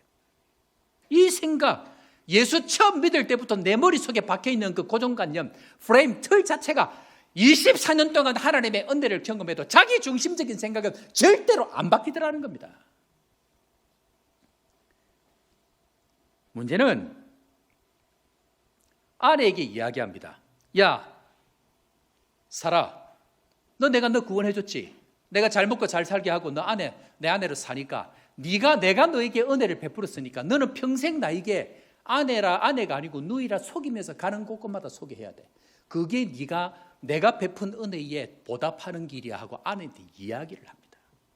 여러분들 성경에 안 나와 있는데 이 사라가 얼마나 아픔 가운데 살았을까요? 이 이루 말할 수 없을 고통 가운데 살았을 것 같습니다. 그런데 문제는 우리의 모습이 아브라함과 별반 다를 것이 없다는 얘기입니다. 아내든지 남편이든지 자식이든지 자기가 원하는 자기 입장, 자기 살려고 다 자기 입장에서 이야기를 다 하니까 아내도 상처를 받고 남편도 상처를 받고 자녀들도 상처를 받고 살아가는 것들이 지금까지 우리가 살아왔던 모습이라는 것을 성경을 통해서 오늘 우리에게 보여주고 있습니다. 그런 의미에 있어서 세상 살면서는 말 한 번 하지 못하면서 교회에 와가지고 가정에 와서는 얼마나 따지는지 모릅니다. 말을 들어보면 심하게 다 맞아. 문제는 전부 다 자기 중심적이다라는 데 문제가 있습니다. 자기 유리한 대로 해석한다. 자, 그래서 예수님께서 이 모든 배경들을 가지시고 산상수훈에서 이렇게 말씀합니다. 산상수훈 마태복음 7장 3절 말씀을 우리 다 같이 한번 읽어보겠습니다. 7장 3절 시작.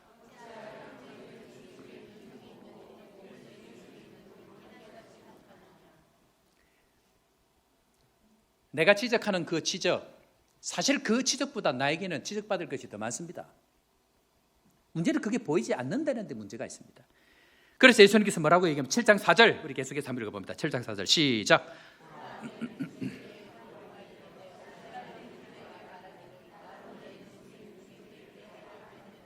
아멘. 아멘입니까? 하나님은 반드시 갚으십니다. 기억해야 됩니다. 적어도 믿는 자들은 내가 지적하고 내가 비판한 그대로 시간 지나면 역으로 그대로 갚으십니다. 문제만 생기면 다른 사람이 문제다라고 이야기하는데 문제는 이 죄의 본성은 남들을 늘 핑계합니다. 다른 사람이 문제라고 이야기합니다. 어떤 상황 가운데 있다 할지라도 하나님 앞에 철저히 나의 죄의 모습이 보이지 않음을 고백하고 허물 많음을 고백하고 주님 나를 불쌍히 여겨달라고 기도하지 아니하면 그 하나님의 은혜를 경험할 수가 없고 죄와 실수를 계속해서 반복하게 되어졌다라고 얘기합니다. 자, 그런 의미에 있어서 해석을 잘 해야 되는데요. 제가 이 남아공에 와가지고 이 손님들을 자꾸 만나다 보니까 또 대접하는 분들 성의를 생각해서 열심히 식사를 하다 보니까 이 몸이 몇 킬로 살이 찐 거예요. 그런데 여러분들 제가 살이 쪘습니까? 제가 자랐습니까? 저 목사님 질문할 때는 이렇게 대답하기도 그렇고 저렇게 대답하기도 그렇고 제가 자란 게 아니고요. 제가 살이 찐 겁니다. 그렇죠? 그런데 제가 몸이 커졌고 내가 자란 것이 아니고 비둔해져 가는 겁니다. 이걸 구분해야 됩니다. 교회 사이즈가 크다고 건강한 것이냐, 교회 사이즈가 작다고 건강하지 않은 것이냐. 작은 사람도 건강할 수 있고 저같이 덩치가 커도 보기만 멀쩡하고 집에 가면 아무것도 못하는 허약한 사람일 수도 있습니다. 물질적으로 잘 되었다고 그것이 하나님의 축복이라고 생각하면 절대로 안 됩니다. 롯은 전부 다 두고 나와야 됩니다. 그것은 자란 것이 아니고 비만일 수 있다는 것을 기억해야 됩니다. 교회를 열심히 다닌다고 그 사람들이 다 예수님의 제자가 아니라는 것 기억해야 됩니다. 비둔해지는 것, 살이 찌는 것과 예수님의 제자로서의 참된 삶을 살아가는 것은 완전히 다른 이야기일 수 있기 때문입니다. 자, 그런 의미에 있어서 롯을 이제 한번 마지막으로 보겠습니다. 자, 그런 의미에 있어서 이 롯은 하나님 앞에서 결정적으로 어떤 모습인가를 한번 보겠는데요. 롯은 늘 자기에게 유리한 방향으로 자기 중심적으로 해석을 합니다. 그래서 롯이 아브라함과 같이 따라 나와서 큰 축복을 받았음에도 불구하고, 아브라함만큼 복을 받았음에도 불구하고 이게 문제가 들어가니까 절대로 양보하지를 않습니다. 그리고 눈에 보기 좋은 대로 자기에게 선택하고 그 길을 가게 되어집니다. 그런데 결국 이 복이 자신의 가정과 후손에게는 큰 재앙으로 찾아온다는 것을 롯은 그때 몰랐습니다. 그런데요, 무슨 문제가 생기는가? 눈에 보기에 좋은 대로 따라가면 무슨 문제가 생기는가? 한번 따라해 볼까요? 자기가 선택한 곳에서 살 수 없습니다. 여러분들, 눈에 보기에 좋은 대로 따라간 아담과 하와는 그 천지를 만드신 가장 좋은 에덴 동산에 살 수 없었습니다. 롯은 자기가 선택해서 보기에 좋은 대로, 약속의 말씀이 아니고 보기 좋은 대로 따라갔더니 결국 거기에서 살 수 없었습니다. 주변 왕들에게 다 재산 뺏기고 다 끌려갔습니다. 결국 소돔과 고모라의 유황불로 심판을 받아서 결국 다 버리고 굴에 들어가서 자기 딸 2명과 살았습니다. 문제는 여기서 끝일까요? 자기가 살던 곳에서 살 수 없을 뿐만 아니고 눈에 보기에 좋은 대로 따라가면, 한번 따라합니다. 자녀들이 고통을 당합니다. 자, 이 롯은 이 2 딸들을 통해서 자녀를 출생합니다. 이 2 딸이 소돔에서 살면서 안 좋은 것은 다 배웠는데, 자, 여러분들, 이 딸들이 아버지를 술을 먹여가지고 아이를 가지는데 그 핵심 내용이 뭐냐면 아버지의 대를 이어야 된다는 명분을 가졌습니다. 말은 맞죠? 아버지의 대를 이어야 된다는 명분이 맞잖아요. 문제는 하나님이 기뻐하지 않을 수 있다는 것을 생각 못했습니다. 아무리 말이 맞아도 하나님이 기뻐하지 않는 것일 경우에는 스톱을 해야 됩니다. 어떠한 명분, 어떠한 이야기를 할지라도 하나님께서 기뻐하지 않는 것이면 거기서 멈추어야 합니다. 문제는 뭘까요? 자기가 생각하는 명분을 끝까지 붙들고 가면 결국 자녀들에게 어려움을 찾아옵니다. 자, 그런 의미에 있어서 결국 이 자기 유리한 대로 해석을 하고 자기 보기 좋은 대로 자기 중심적으로 갔던 이 롯의 자녀들 한번 보겠습니다. 창세기 19장 36절부터 38절까지. 자, 이 롯의 두 딸을 말미암아 잉태되어서 어떻게 되어진지 한번 보겠습니다. 시작.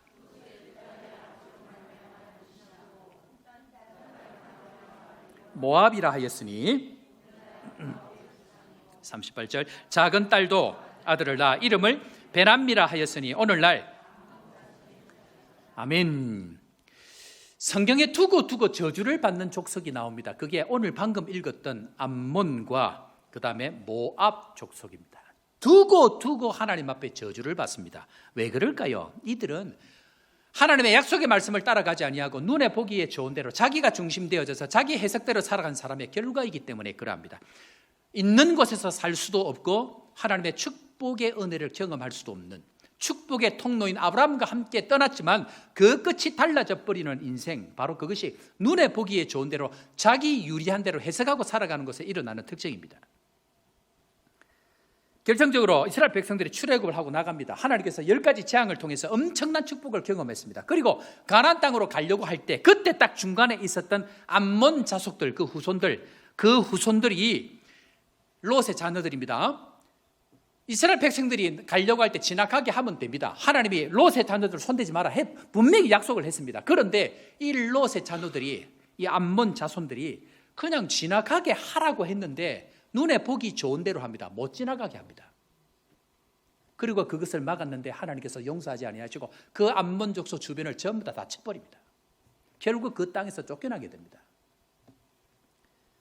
하나님의 은혜는 반드시 흘러야 합니다. 지나가게 해야 됩니다. 머물고 있으면 안 됩니다. 하나님의 은혜는 반드시 지나가게 해야 합니다. 문제는 자기의 눈에 보이는 대로 판단하고 붙들고 살면 그 은혜의 축복은 축복의 통로가 아니고 걸림돌이 되어진다는 것을 기억해야 됩니다.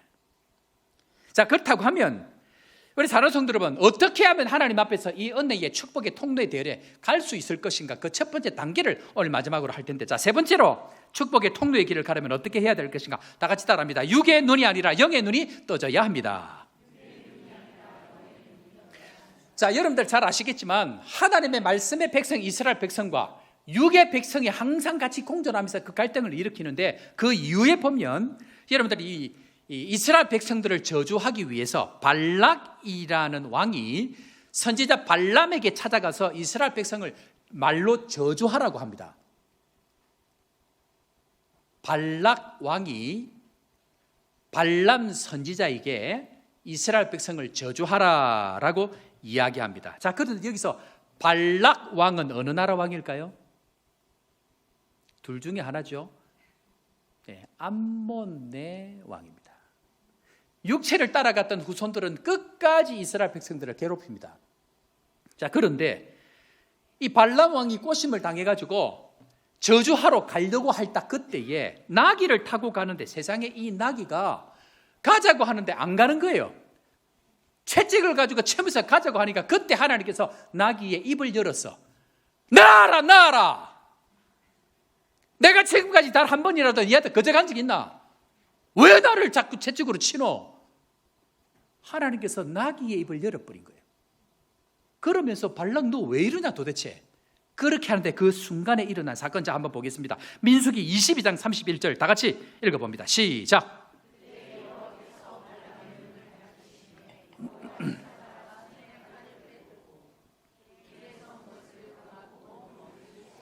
우리 사랑하는 성도 여러분, 영적인 눈을 떠보니까 자기가 하고 있는 이 일이 엄청난 일인 거예요.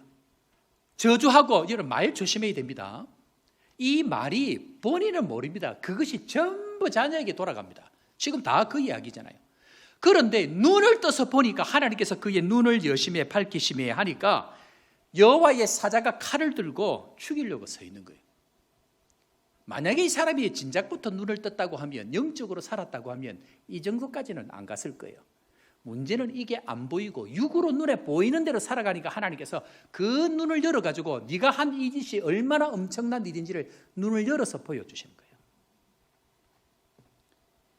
우리는 본능적으로 육적의 눈이 안 열리니까, 영적인 눈이 안 열리니까 육적인 눈을 따라서 살아가려고 하는 본능대로 살아가는데, 그 순간 하나님의 사자가 우리를 징계하시려고 칼을 들고 서 있다는 거 기억해야 됩니다. 안 보이니까 모르는 거예요. 안 보이니까.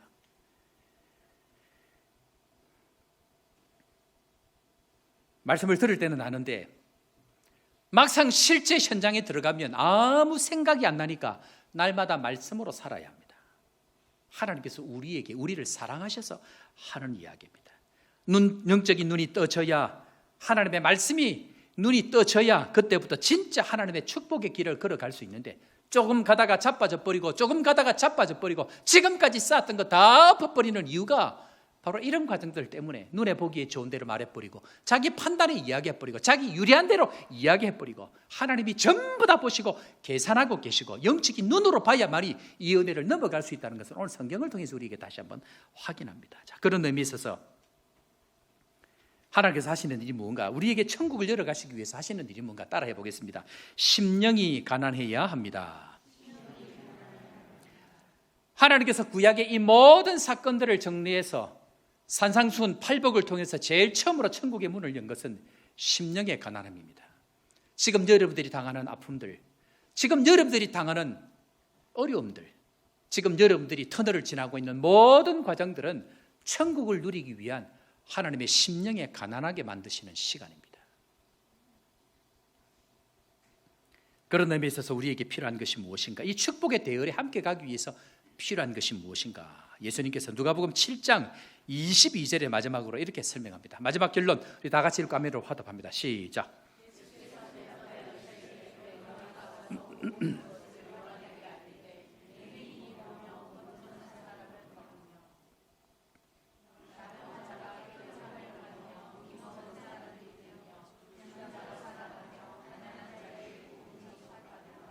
아멘. 여기에 보면 세례 요한이 평생 예수님을 준비하고 따라왔던 사람입니다. 목숨 걸고 인생을 살았습니다. 먹을 것 제대로 못 먹고 살았습니다. 문제는 뭡니까? 마지막 결정적인 그 순간에 시험이 듭니다. 당신이 진짜입니까? 예수님, 당신이 진짜입니까? 내가 되어진 상황을 보니까 당신이 없는 것과 당신이 진짜입니까? 라고 이야기할 때 예수님께서 제자들을 보내가지고 이런 일들이 생길 그때에 하나님 나라가 임하는 것이다 라고 할 때에 그 하나님 정상의 첫 번째가 뭐냐면 한번 따라해 볼까요? 소경이 보며 맹인이 보는 것, 보지 못하는 자가 보게 되어지는, 이것이 진짜 하나님 나라를 이루어가는 길이고, 마지막 그 순간에 영적으로 자빠질 그 순간에 그 마지막 단계를 넘어가는 축복의 과정이 영적인 눈을 떠서 보게 되어지는 것이라고 설명합니다. 우리 사랑하는 성도 여러분, 우리에게 가장 먼저 일어날 것은 말씀이 임할 그때에 영적으로 눈이 떠지는 은혜가 있기를 주의 이름으로 축원합니다. 우리는 연약합니다. 우리는 허물이 많습니다. 때때로 쓰러지고 때때로 넘어지지만 우리 인생 가운데에 반드시 임해야 될 것은 하나님께서 영적인 눈을 열어주셔서 일어나는 사건들이 육의 일이 아니고 영의 일인 것 다시 한번 기억하고 잘 해석하고 주님 앞에 따라가는 믿음의 성도 되기를 주의 이름으로 축원합니다. 우리 이 시간 다 같이 한번 찬양하면서 주님 앞에 나아가겠는데요, 일주일 내도록 제 마음 가운데 있는 가사가 그렇습니다. 주여, 우린 연약합니다. 우린 오늘을 힘겨워합니다. 주 뜻 이루며 살기엔 부족합니다. 우린 연약합니다. 주여, 우린 넘어집니다. 오늘 하루 또 실수합니다. 주의 궁의를 구하는 죄인입니다. 우린 주만 바라봅니다. 한없는 주의 은혜를 사모하면서 우리 시간 믿음으로 고백하면서 주님 앞으로 나아갑니다. 주여, 우린 연약합니다.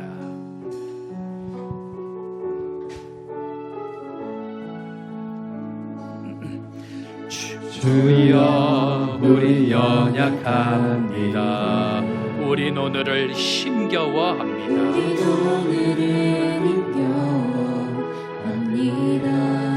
주 뜻 이루며 살기엔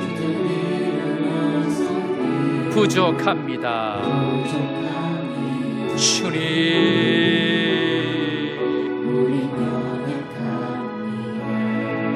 주여, 우린 넘어집니다. 오늘 하루도 실수합니다.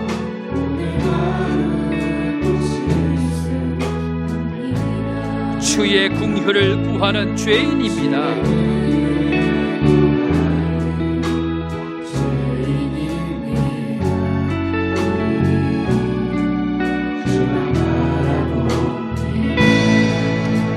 한없는 주님의 온 세상 위에 넘칩니다.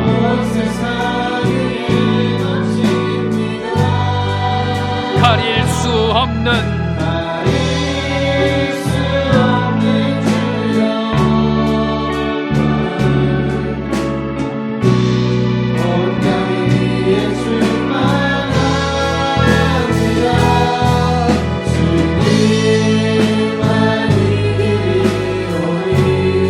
그 길 따라갑니다.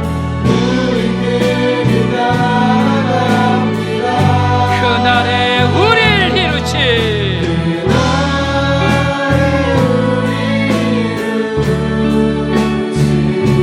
주는 완전합니다.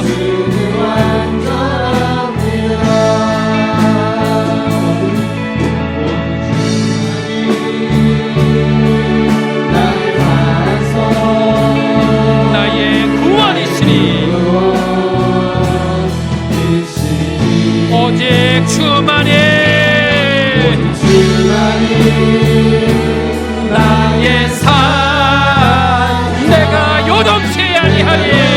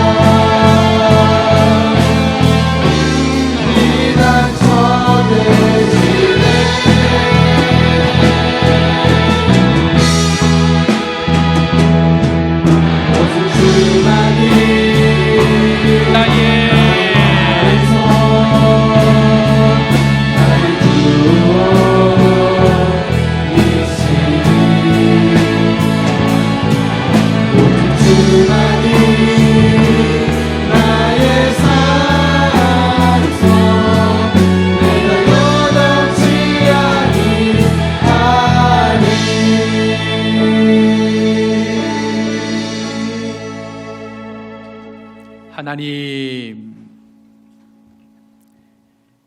우린 연약합니다. 오늘 또 하루 실수합니다. 그렇게 말씀을 듣고 살아도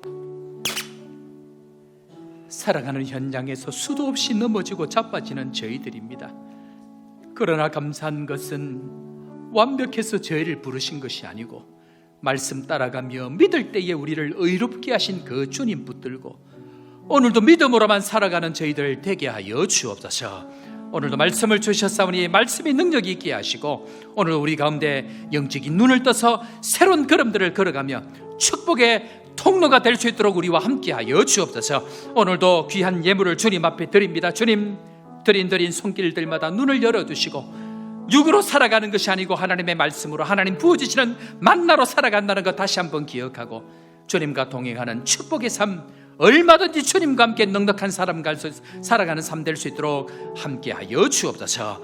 그렇게 되게 하여 주실 주님 찬양하옵고 주 예수 그리스도의 크신 은혜와 하나님 아버지의 무한하신 사랑과 성령 하나님의 위로교통 충만케 하시는 역사가 오늘도 축복의 통로로 살아가기를 다짐하는 살아가는 모든 주의 백성들 머리 위에와 땅끝까지 복음 전하는 선교사님들의 삶과 가정 위에 지금부터 영원토록 함께 있을지어다. 아멘. 하늘의 영광 하늘의 영광 나의 맘속에 자모도 넘쳐 할렐루야를 힘차게 불러 영원히 주를 찬양하리. 아멘 아멘.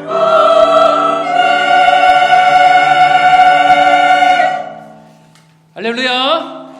자, 우리 이렇게 한번 인사할까요? 옆에 사람 보고 이렇게 한번 인사해요. 나는 차는 안 변합니다. 예, 그래서 그러고 이렇게 인사합니다. 그래도 축복의 통로입니다. 아브라함이 이렇게 안 변함에도 불구하고 하나님께서 그를 붙드시고 갑니다. 우리도 동일하다 그렇게 생각이 되어집니다. 믿음으로 나가기를 바랍니다. 교회 소식 전하겠습니다. 먼저 오늘 우리 교회 설립 32주년 기념주일인데 식당에서는 아마 특별 고기가 준비가 되고 있는 것 같고, 예, 축하 영상이 전 세계 각지에서 조금 전에 도착을 했습니다. 이전 대통령도 있는데 보안이라서 대통령은 빼버리고 각지에서 축하 이 사절단들이 축하 영상을 보냈는데 먼저 교회 설립 32주년 기념 영상 먼저 보도록 그렇게 하겠습니다. 전 세계 각지에 있는 분들 축하 영상 보내주셔서 감사하고 조복교회를 대신해서 또 감사의 말씀을 전합니다. 바빴습니다. 유명한 분들 섭외하느라고. 원래 대통령도 있었는데 대통령 이번에 바쁜 일 때문에 보안 때문에 이번에 넣지 않았습니다. 참고해 주시길 바랍니다. 자, 마치고 난 이후에 식사 여러분들 맛있게 해주시기를 부탁을 드립니다. 지난 32년 동안 수고한 우리 모든 분들 또 기억하고 그들을 축복하고 하는 시간들이 계속해서 이어지면 좋겠다 생각이 되어지고 앞으로도 하나님께서 더 큰 은혜와 사랑으로 조복교회와 함께하여 주실 줄로 믿습니다. 자, 계속해서 교회 소식 전합니다. 우리 베델 오늘 1박 2일로 MT 시간들을 가집니다. 가서 말씀도 나누고 또 같이 기도도 하고 하는 시간들을 가질 텐데 여러분들 많이 기도해 주시고 관심 가져주시고 격려해 주시길 부탁을 드립니다. 바울 주간 골프 대회 11시에 아마 시작을 하는 모양입니다. 11시에 모여서 잠깐 말씀 보고 기도하고 시작하니까 여러분들 오셔서 그렇게 해주시길 부탁을 드립니다. 전 교인 기도회 다음 주 있으니까 준비해 주시고 목적 헌금 우리 야이 카페 진행이 되고 있는데요. 작은 일이지만 교회 일에 함께 하는 것이 중요합니다. 하나님 앞에 내가 제외되지 않았다는 마음을 갖고 함께 가는 것이 중요하기 때문에 여러분들 그런 마음으로 같이 해주시면 좋겠다 생각이 되어집니다. 다른 소식들 여러분 참고해 주시고 한글 학교 개학 이번 주 토요일 날 있습니다. 내 백성을 위하여 한방 진료 프로젝트 5월 14일 주일부터 진행이 되어지고 선교사님들은 아마 10일 날 도착할 것 같습니다. 그래서 여러분들도 격려해 주시고 은혜의 시간 될 수 있도록 위로와 회복의 시간 될 수 있도록 함께 해 주시길 바랍니다. 원로 목사님은요 5월 4일 날 또 집을 새롭게 구해서 입주를 하십니다. 상세한 주소와 연락처를 기록을 하려고 했더니 이것이 안 된다고 하는데 조금 전에 우리 본 영상도 제가 확인을 해보니까 유튜브에 올라가면 이게 또 뭐 저작권 여러 가지 문제들이 있어서 초상권도 있고 해서 아마 이 영상은 아마 안 올라가고 우리만 아마 보야 될 것 같은 생각이 듭니다.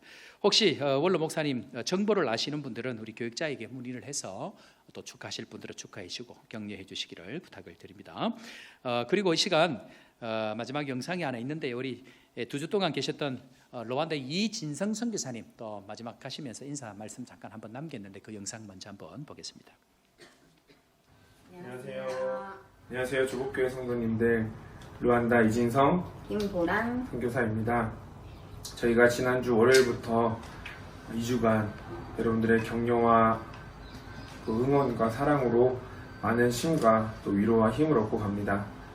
제가 처음 고백하는 거지만 사실 지난 5년간의 선교사역에 대한 어떠한 고민과 또 이 길에 대한 방향성이 맞는 것인가에 대한 어려움과 또 계속 이 선교를 해 나가야 되는 것인지에 대한 의문점이 많았었는데 이번 요하네스버그 방문을 통하여서 저희가 방향성을 알게 되었고 이제 앞으로 더욱더 하나님이 기뻐하시는 일에 대해서 힘차게 힘을 얻어서 귀한 선교 감당할 수 있게 된 것은 여러분들의 격려와 사랑임을 저희가 고백하지 않을 수 없습니다. 앞으로 저희가 루안다에서 귀한 선교 잘 감당할 수 있도록 많은 기도와 응원 부탁드리겠습니다. 감사합니다. 한 사람을 잘 섬기면 나라가 변합니다. 저는 그렇게 믿습니다. 그래서 수고해 주신 여러분들 진심으로 감사 계속해서 기도해서 또 저희 교회가 또 때가 되어지면 선교지도 한번 가서 방문하고 위로하고 격려하면 좋겠다. 그것이 아프리카를 섬기는 일이다. 그렇게 생각이 되어집니다. 자, 이 시간 또 하나님께서 귀한 새 가족을 보내주셨는데요. 방문 등록 같이 체크가 되어 있는데 제가 깜짝 놀랐습니다. 2009년생이네요. 2009년생이면 저희 다빈이가 2009년생인데 얼굴을 보니까 그렇지는 않은데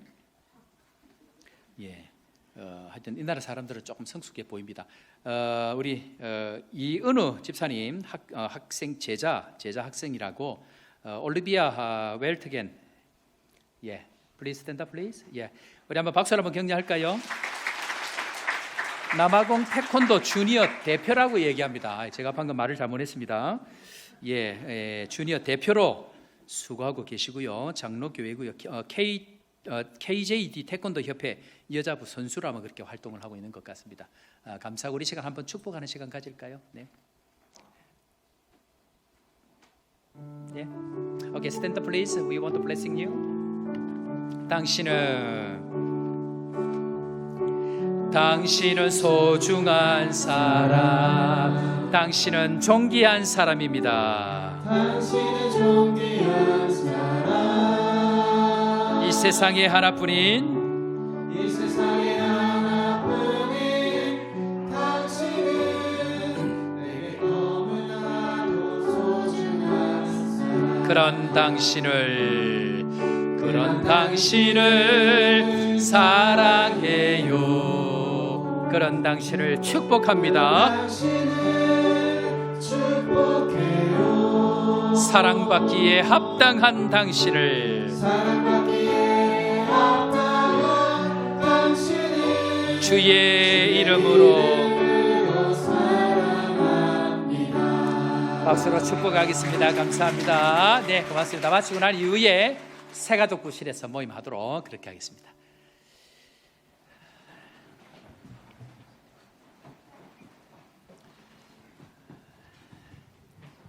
사랑하는 성도 여러분, 우리는 변하지 않습니다. 잘못되어진 생각, 잘못되어진 관점, 잘못되어진 프레임 때문에 아무리 은혜를 받아도 변하지 않습니다. 그러나 감사한 것은 변하지 않는 나를 끝까지 변화시켜서 하나님의 사람으로 복의 통로로 만드시는 그 하나님의 은혜가 있기 때문에 오늘도 믿음으로 나아갑니다. 참 좋으신 그 주님, 귀하신 나의 주님, 늘 함께 하시는 그 주님 붙들고 두려운 세상 가운데 두려워하지 아니하고 주님과 동행하는 축복의 통로 되기를 소망하면서 함께 찬양합니다. 참 좋으신 주님.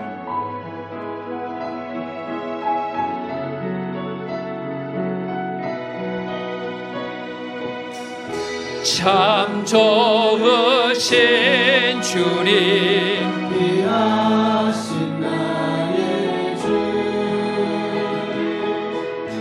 늘 가까이 계시니 나 두려움 없네.